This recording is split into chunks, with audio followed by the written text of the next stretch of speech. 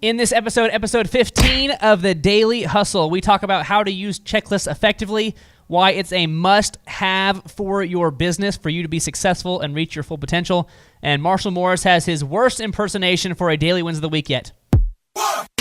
Broadcasting from the box that rocks and Thrive15.com world headquarters, it's the Daily Hustle with Daniel McKenna.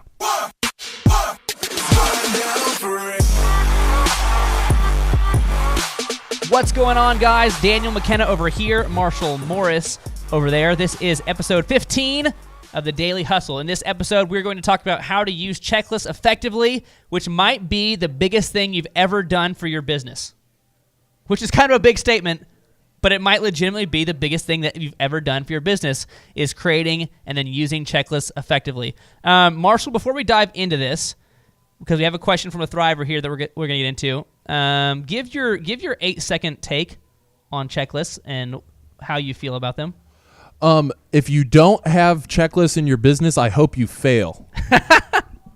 Or I hope that you are destined to a life of always working in your business. We've already talked in previous episodes where Marshall is more Elon Musk than I am.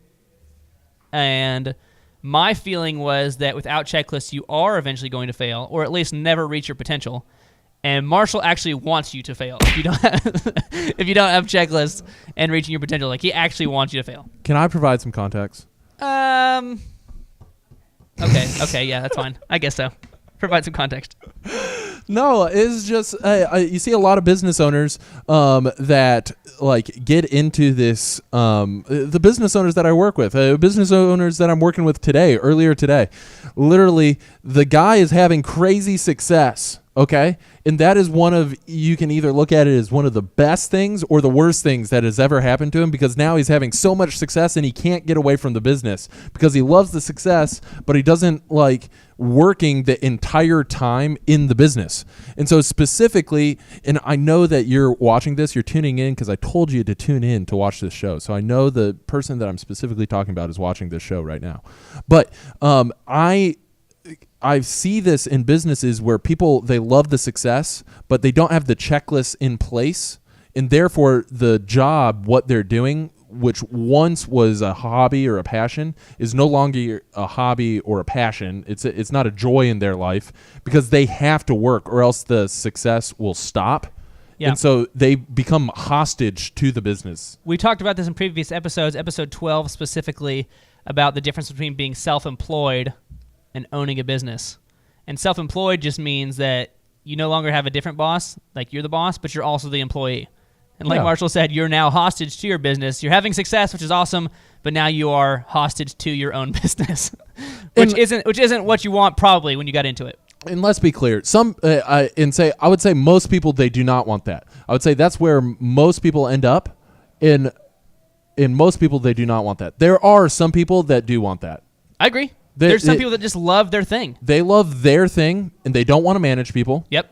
They don't want to build $1 million business. Yep. They don't want to hire people. They don't want to fire people. It's a lifestyle business. It's a lifestyle business. And there's nothing wrong with that. Yeah. And so to that end, if that's for you, then maybe you don't need checklists. Maybe you'll always ride on the success of yourself and your own talent, and you don't need anything else. Yeah. For most people, there is no promotion. There is no further success without process. And that's what we're talking about today, the checklist, the process. Can you that last thing you just said was one of the deepest things you've ever said. Oh, my gosh. Go ahead and give me that quote one more time. Well, it's not the deepest thing I've ever said because I totally ripped off TD Jakes. Oh, wow. But, well, yeah. Okay. Well, then, yeah, give it to me. Wait, no, I need some mojo. Some For mojo? the people at home, you can't hear the mojo. It's going to be happening in our ears, but you can watch it on YouTube or on the iTunes podcast. Okay. Give me some mojo here. Okay. There's a specific mojo I got. I know which one it is, and I hope you hit the right one. Yep, that'll work. That'll work. Okay, this is coming from Marshall. He's founder of Madness Media. He's an author. He's a Thrive15 consultant. But yeah, ignore him. This is from TD Jakes. TD Jakes. TD Jakes. Yep. Is most people, they want promotion. Yeah, I want promotion. They don't want the process. I don't want the process. People hate the process. I hate the process. You hate the process. I hate the process. Okay, but what most people have to understand is there is no success without process. I'm trying to understand. Okay, and so the example he gives is kind of like scales. Like scales. Have you seen this video? I have not. Okay, you got to watch it. Maybe we cut it in. Maybe we cut it in a quick clip of it. I don't know. Maybe you go watch it. You search it. The Process. You look up T.D. Jakes, The Process, one of his sermons. Love it. Okay, he talks about scales, and so you look up all these famous musicians, okay, and everybody thinks that they were just naturally born talented and they never had to practice and, you know, everything associated behind They it. probably think they practiced, but they probably thought that their talent was so good that it's like, okay, yeah, they probably practice their songs, but they're So the process is scales, just playing scales. Okay. But if the musicians just recorded the process, just recorded the scales and sent that out as an album, how boring of an album would that be? There would not be very many sales of that album. But the process is the rudimentary, routine, daily things that you got to do in order to achieve the success. That sets you up to have the success you're looking for. That's right. And that's what these checklists are all about, is that process. That's right. Okay. Let's get into it. I like it. That's good. I'll go ahead and read the question this time. This is from a thriver who apparently did not leave their name. So apparently that's a new thing. Leave your name next time if you like a question. We'd like to shout you out and talk about your business. It says, okay, I understand how the checklists work sometimes, but I don't understand very well how they work when giving a service. I have a math academy. I'm making checklists for managers, teachers, etc. But how does a teacher do and cross every point in the checklist meanwhile he's teaching? And how can managers do to sign in their checklist at the end of the day if they can't be checking that every teacher is making every point in the checklist? So he's saying he understands that checklists need to happen in order for his business to run efficiently, but he does not know how to use the checklist. That's right. And this book we're going to be quoting a lot, and this one, the Checklist Manifesto. We prefaced this in a different episode. Atul Gawande, professor of Department of Health Policy and Management at Harvard, wrote this book, Checklist Manifesto. I might get this fact wrong. We had it right in a different episode. They decreased deaths by hospital accident, like during surgeries over this 8-month time, or maybe it was a year time, by 47%. So, little known fact, according to current numbers, the third leading cause of death is accidents at hospitals. When you go in there to get fixed, something goes wrong. You get infected, the process goes wrong, and you die when you should not have died from this process. So that's the third leading cause of death in America, which is not cool. Now, they do a lot of really good things. They help a lot of people. They save a lot of people for sure. But besides heart disease and cancer, this is the third leading cause of death. So Atul Gawande got in there to solve this problem. This was back in 2008. Got in there to solve this problem, instituted checklists into these different hospitals, 8 different hospitals, decreased deaths in those hospitals by 47% by following these checklists. Okay, so if you have not watched that episode, watch that episode of The Daily Hustle. But let's go ahead and jump into this episode here. Marshall, I'm going to read step 1, and then I'm going to let you get into this because you're passionate yet non-emotional about checklists. So Step one here of how to effectively use checklists. You must emotionally and intellectually embrace the necessity of using checklists. This is Atul Gawande. And the reason is increasingly evident. The volume and complexity of what we know has exceeded our individual ability to deliver its benefits correctly, safely, or reliably. Knowledge has both saved us and burdened us. So he's saying what we do now is so much further complex on a step-by-step basis than the stuff we did 50 years ago, 80 years ago, 100 years ago, that now it is actually impossible to do it effectively while remembering every one of those steps. Your thoughts, Marshall, on step 1? Well, there's a couple answers to that, a couple of responses to that. I'm ready. One, just non-emotionally, just do the checklist. Create and use a checklist, non-emotionally. There's no reasoning, no why behind it. Just do it. Okay? That's the first thing. So let's say I am half the population and I'm like, deal. Got it. I'm going to do it. Let's say I'm the other half of the population. I'm like, why? Other half of the population is they're like, do you know how many pages of paper you would need to like articulate how to do a heart transplant? I have no earthly idea. But like doctors, they go to school for years. 8 years, 12 years. 8 years, 12 years just to get into the OR where you're operating on your own patients. And now you're basically practicing. on people. And then you're practicing on people. Yeah. Okay. And so how do you put 12 years of medical training into a checklist to prepare you for the specific operation? It's impossible. Okay. So you're saying that regardless if you are a surgeon, or maybe your business, this guy has a math academy. He has teachers and managers, and or maybe your business is we talked about one of our thrivers, Shannon, in a previous episode. Maybe you are the eyelash lady. You have other things you offer, but you're known for doing these like high quality eyelashes, right? And if you don't want to be the person that does every single eyelash or every single math teaching or every single heart surgery, it's so complex, you have to have a checklist. You have to emotionally embrace that talent can only get you so far, and you just got to emotionally and intellectually embrace that you're going to have to create a checklist of triggers, of things that you need to do along the process to shorten that up so that you can hold people accountable to something. You got to create the baseline, okay? You just got to use it. Okay. So step number 1, emotionally and intellectually embrace the necessity of using checklists. Again, if you're a lifestyle businessman and you don't want to manage other people and you want to be the only person that ever does it, you probably still need checklists. You probably do. Otherwise, you're going to get like used to it and then miss some steps. But let's say you want to do more than that. You want to have people that are helping you out, fulfilling your services. You have to have these checklists. Okay, step number 2, because we're talking about how to effectively use a checklist. Step number 2 is build a detailed checklist that makes it impossible to forget the important details. Atul Gawande. Right. The volume and complexity of what we know has exceeded our individual ability to deliver its benefits correctly, safely, or reliably. So we're talking about detailed that makes it impossible to forget the important details. Marshall, your commentary. So the mind is still human. Okay. For the next 30 or 40 years at least. The mind is still human. Until robots take over. That's right. Until Elon Musk has his way. And so there will be flaws. You may think that you have the perfect memory, okay? But really what checklists do is they get the silly stuff, the stupid stuff out of the way so the mind can be used for critical thinking, not going through the natural routines.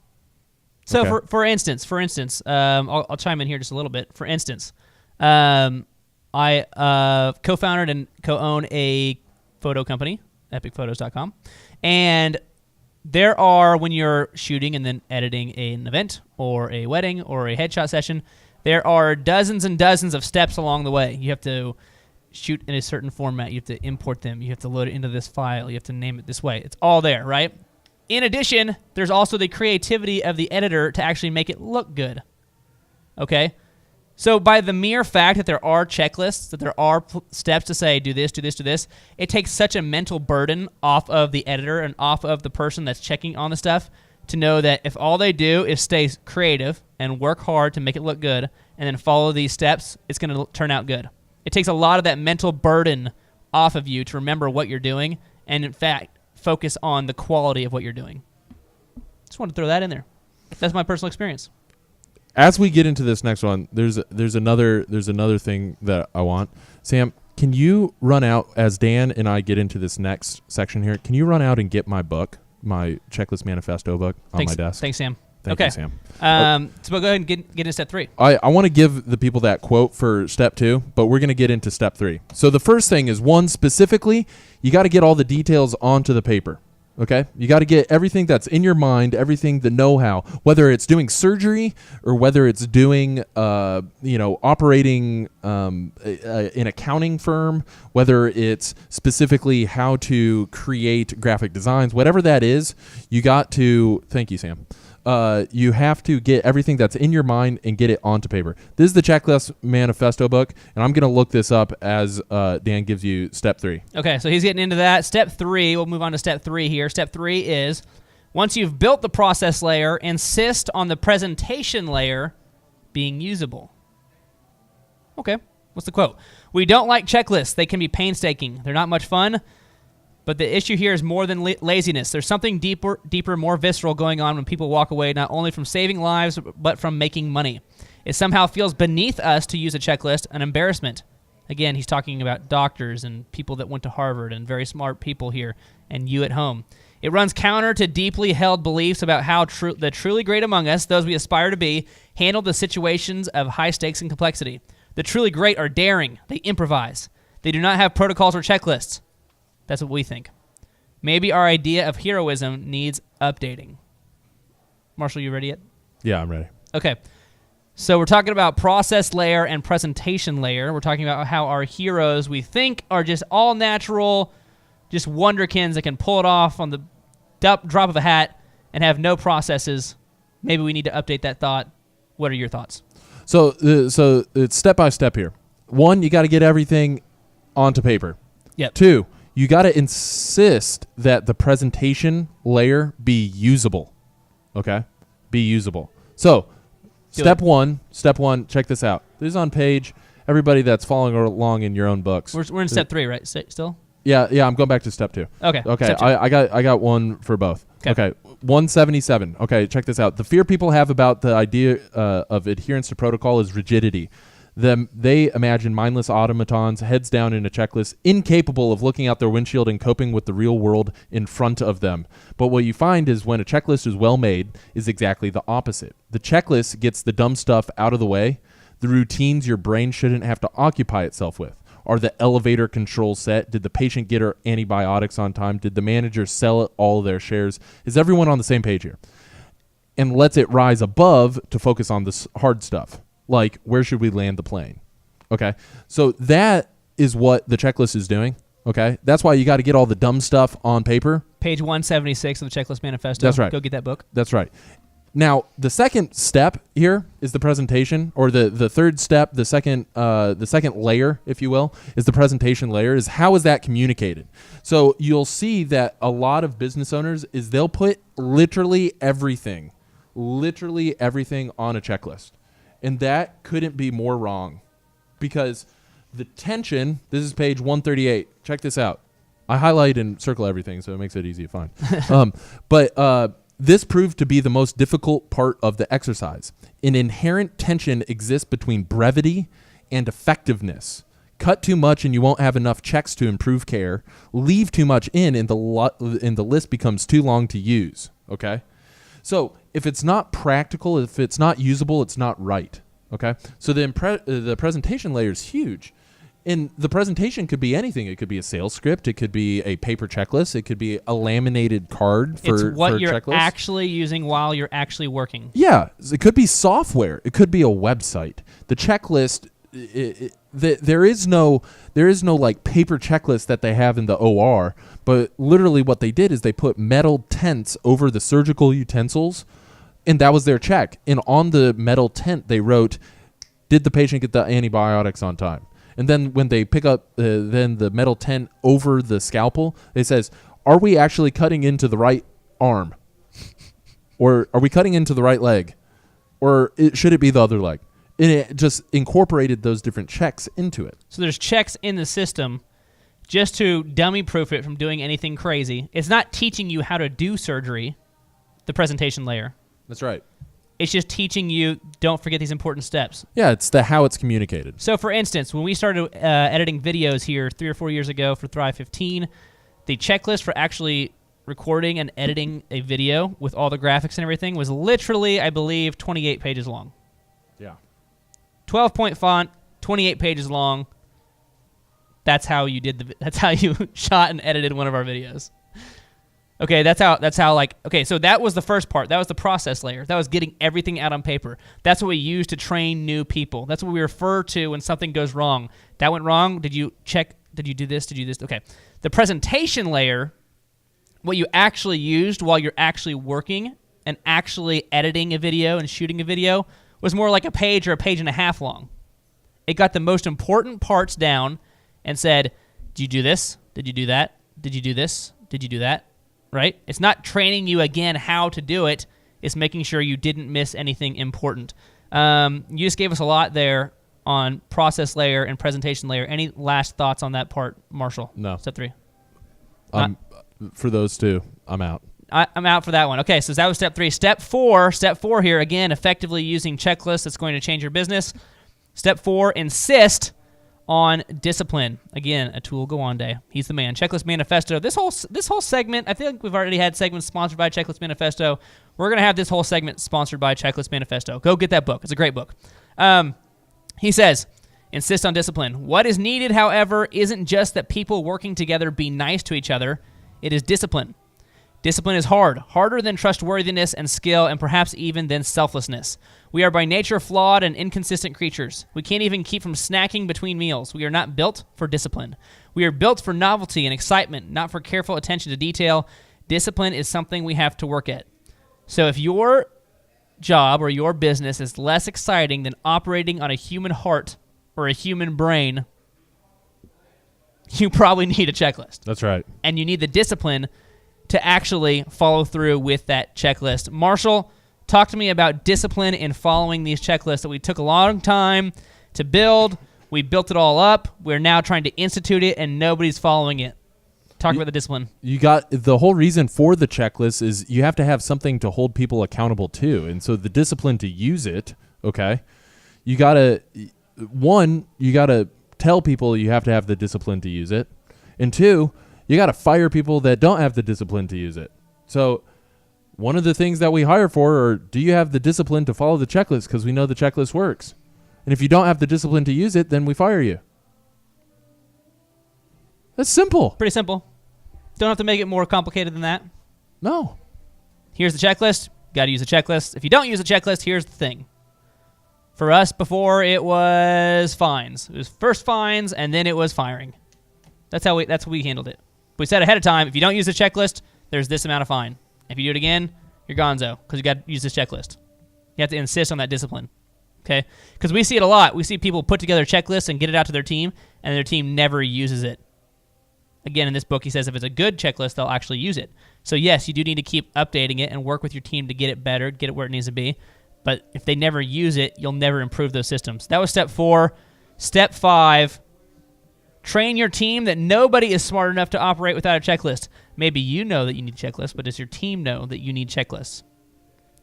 It is not enough for a surgeon to have the textbook knowledge of how to treat trauma victims. Easy for me to say. Treat trauma victims. To understand the science of penetrating wounds, the damage they cause, the different approaches to diagnosis and treatment, the importance of acting quickly.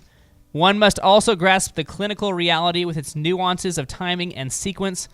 One needs practice to achieve mastery, a body of experience before one achieves real success. And if what we are missing when we fail is individual skill, then what is needed is simply more training and practice.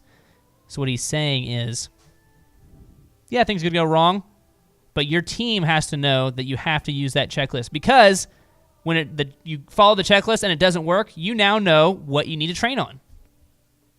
You're building into your system how to know what your team needs training on. What is it that I need training on as a video editor? Did you follow the checklist? Yes. What went wrong? This. Okay. Now we can refer to our process layer, the actual 30-page thing of how we actually get this done. Train on those things. Get those things right. Okay, now we're back to presentation layer. We're doing it again. Mm-hmm. Any further commentary? Nope. Marshall Morris? Nope. He feels good about it. I feel good. Okay. Last step here. Last step. Again, using checklists effectively. Step 6. Someone must be in charge of checking on the checklist. You can't just have checklists and assume that everybody fills it out correctly and assumes they do it right. Peter Drucker, author of The Effective Executive, best-selling author, I believe they said he changed the way that modern business manages people. Yep. Which, if you can change the way that business in general is done, probably a pretty big deal. He says what gets measured gets managed. What's he talking about? He's talking about that it is impossible to manage your checklist if you're not measuring, if you're not actually making sure your steps got done. We've talked about Chick-fil-A a lot on this show. Give them a recap real quick if they have not seen that episode, Marshall, about how Chick-fil-A handles their checklists. Well, it's super detailed, and it's all stored in the same place. Now, Chick-fil-A has an additional added level of checklist because in order to franchise, you have to have the checklist systems because that is what franchises the model. Yep. Okay, you have to detail specifically what it is. So the U.S. Small Business Administration requires you in your FDD, your franchise disclosure document, to have the checklist and to have the pro forma, to have the systems, the workflows, the processes in place in order to franchise your business. Okay. And so specifically, Chick-fil-A, they have systems for everything. For cleaning the bathroom, for putting the chicken on the sandwiches, for building the sandwiches, for how they operate the drive-through, for the experience that they create once you're actually in the restaurant. And so specifically for them, they have checklists for everything. Now, if they didn't have those and somebody didn't do something, then how would anybody ever know whether or not they actually completed the job that they were supposed to be doing? They would have never articulated what should be done. How common is this that we spend time, okay, I got everything down checklist-wise. Got it. Okay. This is how you're going to actually do this. Got it. Okay. I'm going to give it to my team, and now I am free because now they have the checklist. Now I am good. Everything will run smooth. We have no problems from here on out. And then there's still problems. So that's the difference between delegation and abdication. Abdication is what rulers used to do away from the throne. They used to say, hey, go do this, but at no point actually ever follow up. Delegation is the process of asking somebody else, delegating an executable item, a specific task, a specific action to a specific person that is responsible with a specific due date, and then following up to make sure that it gets done. That is delegation. And then what? Wait, and then what? And then following up, make sure it gets done. Oh, wait, hang on. And then what? And follow up. You got to follow up. And actually make sure it gets done? Yeah, because if you don't do that, then nobody will ever actually do what you've asked them to do. Which is kind of the whole point. Yeah. Kind of the whole point. Mm-hmm. Okay, so those are the 6 steps. And, I mean, obviously we have experts, we have mentors, we have all this wisdom that talks about these checklists and how effective they are for your business, how big of a deal it is. And I can tell you from personal experience, this is everything for our business. Marshall, is this how much of what you do is based on like checklists with your clients? Everything. Oh, just everything. Everything. Oh, just everything. So, A, if you want to do your thing better, or B, if you want to do your thing on a bigger scale than just you have to have these checklists and you have to use them effectively. Okay. Good episode. I like this episode. It was a good one. Yeah, I liked it. It's a good one. Okay, let's get into the daily wins of the week. Daily wins of the week. There's 2 from you to choose from here, Marshall. One of them you can't use the actual numbers. Those are just like options for you. You can choose one of them. I'm gonna have you. I've never actually heard the audible voice of Atul Gawande, so you have some leeway here. I would like you to announce this as if you were Atul Gawande. What does he even sound like? No, that's what I'm saying. I've never heard his audible voice. I've read his books. I've read multiple articles online. I know he's an Indian man. He's a doctor. But I've never heard his audible voice. So that way, now you have a lot of leeway. So we need some mojo. Give us some mojo. If you are watching on Facebook Live, you will not hear the mojo. You'll want to tune into the iTunes podcast or on YouTube. Wow. Atul Gawande just trying to get sensual. This is going to be one of those worst of. Okay, well, I'm excited about it. Okay, he's a physician. He's a physician. Smart guy. Brilliant guy. I feel like I'm going to butcher this. I don't even know, like, what characteristics to do. Okay, so you got to go. And ladies and gentlemen, now, today, we have the daily wins of the week. I was hoping you were going to reference some scientific article or something to talk about the daily wins of the week. Well, I always, that would have been too good. Okay, so go ahead and jump into the daily wins of the week here. You got 2 options. Go ahead and choose one. Okay, I'm going with Tip Top Canine. Yeah, let's do it. Tip Top Canine, they are one of our clients. I think they've only been working with us since early December. Yeah, like a month. A little over a month, early December. They train animals. They train your dog. Do they train cats? No. Can you train cats? I can train cats. You can. Okay. Yeah. Well, more specifically, they train dogs. Yeah. And they're really, really good at it. Yeah. Okay, so talk about Tip Top Canine. This one we can't use actual numbers. Okay. But you can use what's actually happening. Well, based on their numbers, literally have doubled the amount that they're making per ads. Okay. Literally have doubled the amount that they are making revenue generated from ads. Yep. Okay. And so they're spending X amount of dollars. And the first week that they launched, they just completely blew their return on investment out of the water because they were doing the no-brainer offer, which is the exact same thing that Shannon Roberts from Lofty Beauty Lounge from the last episode, her daily win of the week, she was doing the same thing, no-brainer offer. Introductory no-brainer offer. Why would somebody not do it? That's the first thing. Yep. Okay. Then they dialed in specifically how much they were spending. They ramped it up and dialed in the offer, did a little bit of a makeover, a facelift, a remodel to the landing page to improve it. Yep. And now they have doubled the revenue that they're achieving from ads. And so now their problem is not we need more leads, okay? The issue is how do we get a bigger building? They've run out of space. Yeah. To fulfill their service. That's right. So now it's more of an operations. How do we scale? How do we create the checklists? How do we get real estate deals done for incorporating and offering the service to more people? And that is a really good problem to have. That's right. When you are doing so much business that your current operations can't handle that business and now you need to upgrade, get a bigger building, hire more people, whatever it is, that's a really good problem. Yeah. And that's step one. That's step one. And that's step one. They just started with us. So that's awesome. That's Tip Top Canine. They are one of our many clients here at Thrive15. If you do not know what we do, go to thrivetimeshow.com/workshops. Show them that, Sam. thrivetimeshow.com/workshops. It's a 2-day, 16-hour business extravaganza that will change everything about how you do your business. Now, specifically, Tip Top Canine is one of our one-on-one coaching clients. We meet with them every week. Yeah.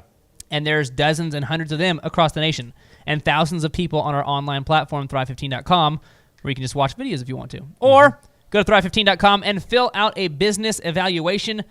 Tell them that the Daily Hustle sent you. You're going to get that book, Thrive, from Clay Clark, How to Take Control of Your Destiny and Move Beyond Surviving Now. That's going to be really big for you as you approach this new year. Dial it in and do something big. And that's what we're excited about. We're excited about you having more stories like this, more stories like Tip Top Canine, of where they had a great product. They just weren't getting in front of the right people. Now they're doing so much business, they have to get a bigger building and hire more people to be able to continue because they have so many sales. Mm-hmm.